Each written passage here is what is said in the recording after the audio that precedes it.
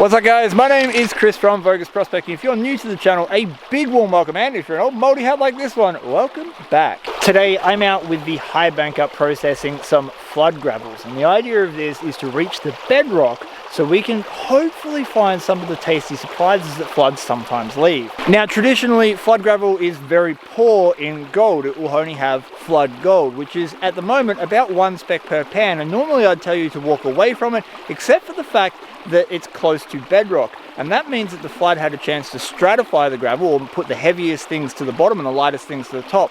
So if we shift all the overburdens and get to the bottom, we might find some goodies, because the last time I did this I found a really nice specimen. This is the dirt that we're working, and it is super loose and easy to dig, except once you get to the bottom there is a slight silt layer, and that is where our goodies will be, hopefully. That's about enough talking out of me. We're going to turn that high banker on, start moving some gravel.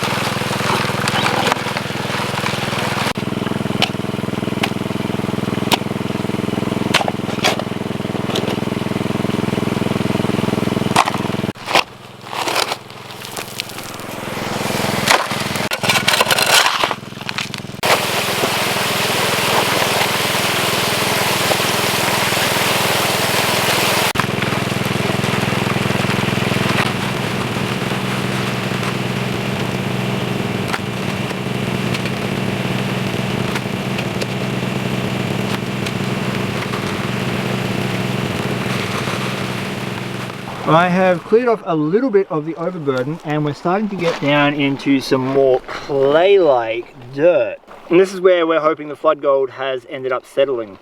And all these dips and divots are what is going to help capture that gold. So we had 10 foot of water running over this, so we know it was running hard. So big, deep crevices like that and like that are what is going to stop it. We're not seeing much ironstone in the bottom sluice, but there is a reasonable amount starting to form in the top box. But ultimately what I really want to see is some shotgun pellets, because honestly I haven't seen them in a long time come out in a high bank run. I was used to getting like 20 or 30 a run, and now I'm lucky to get one. Now that we're getting down to a silt layer, I want to do a test pan. All the top gravels are giving me 1 speck per pan. What I'm hoping for is either the same or better. If it disappears, I'll be disappointed.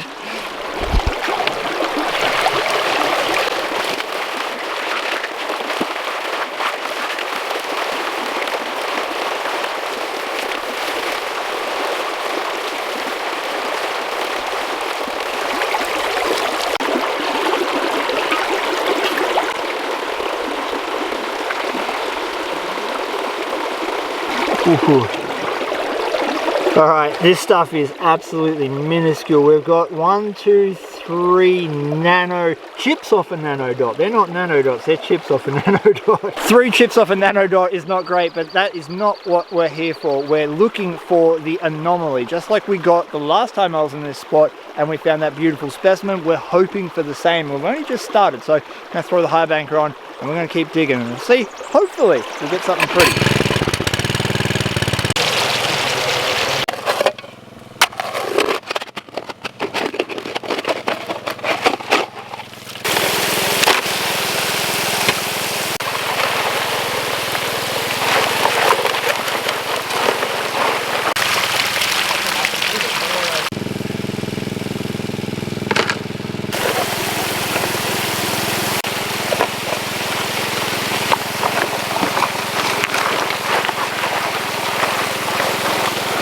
Is that not the most unusual pattern in a rock you have ever seen?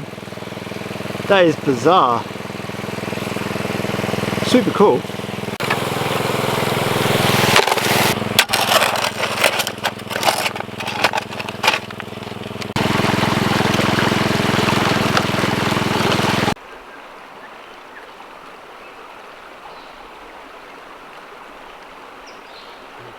Getting really hot because it's Australia, so I thought we'd put the smog on and then do some hard work to get sweaty and disgusting.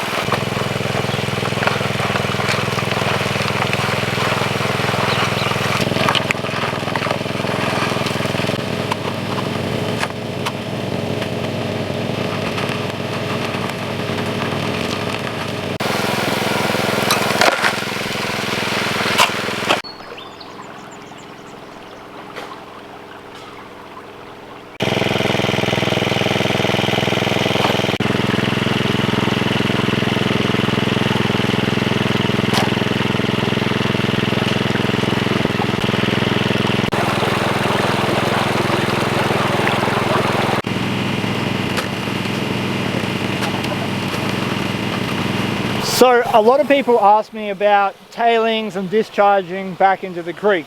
Where possible, I try not to discharge back into the creek. If I do, I try and think about settling ponds. Now today, we're running the tailings from the end of the sluice, the fine tailings, into a hole here. This hole is a former high banking hole. So we're refilling it with the fine tailings.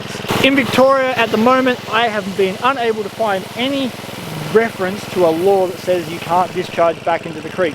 But just because it doesn't say it's illegal doesn't mean that you should do it. Where possible, try and run your fine tailings over grass, rocks or something else to sort out the silt so you don't absolutely decimate the wildlife that's in the creek. It's exactly what we're doing by putting it into a big, deep hole. It's not bedrock, it's a floater, we can go deeper. This clay right here is the decomposed bedrock. On this side we've got lots of ironstone, lots of quartz, and probably, hopefully, our gold.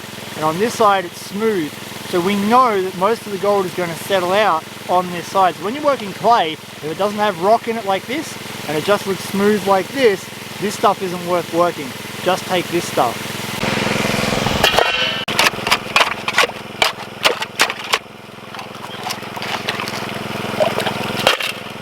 Now that we're on the actual bottom and we're dealing with decomposing bedrock, we're going to do another test bed. Hopefully we get more than 3 chips off a nanodot.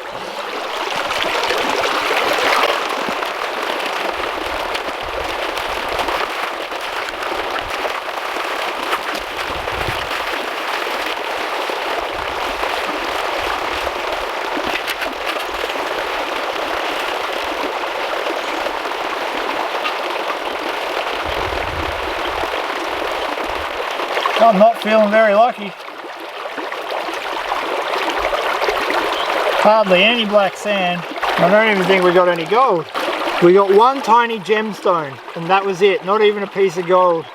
So we're hoping for the Hail Mary piece in this box. This is the whole point of doing flood gravel, is that if you get a low spec count but you're close to bedrock, chances are that in that flood something nice came along, and that's what we're really holding out hope for now. That last pan was 1 shovel, because when you're doing high banking you want to know how many specs per shovel you're getting so you can count your shovels and figure out roughly how much gold is going down the box. But this time I took a full pan of dirt from the bottom. We got 8 little bits. That's not too bad. A full pan is about 2.5 shovels. We got 2 okay bits there and 6 micro dots off to the side. We've had 1 small success though. We can see a piece of buckshot.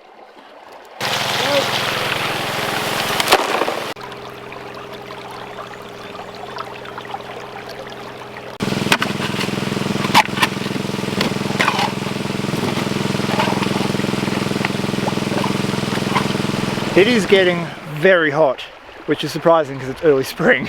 I've dug a big hole, that big hole. Every test pan I've done, whether it be off the bottom or in the gravels, the maximum we've got with those 8 specs. So I'm going to clean out the top piece of minus moss, the little square I've got at the top box. That usually catches 70-ish% of the coarse gold.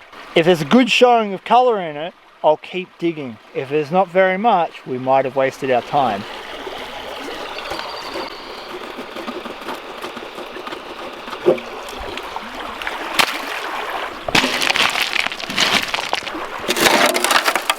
I'm seeing a fair amount of ironstone, but not nearly enough of it, and that is what also has me worried. They are the longest threads in the entire world.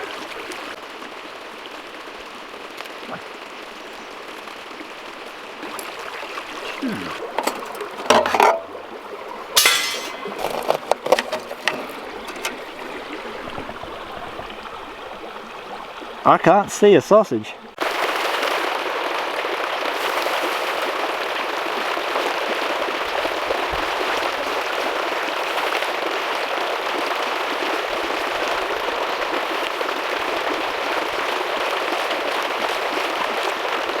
Alright, that's about the level of our cons. I'd like to see more black sand and more iron than what's actually in there, but beggars can't be choosers. This is why you always do your test pans and you go with the highest spec count. But again, we were just looking for that one piece, the one piece that is really good. And the only way to access those deep pockets under flood gravel is with a high banker. It's a lot of work with a pan. Well, we've got some pieces.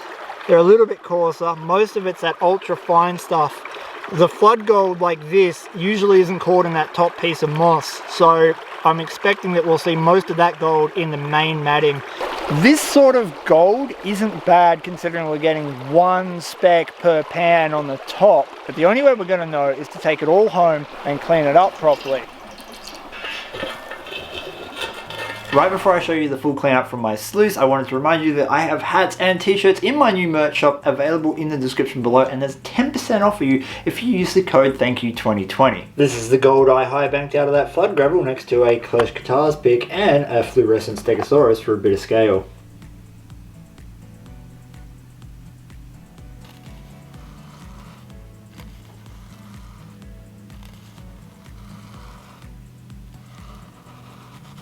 Even though there's not that much there, it was pretty easy digging. It took about 3.5 hours including setup and pack down to collect this amount, and I reckon there's probably a 0.1 to 0.15 there. But the only way we're going to know is to get this on the scales.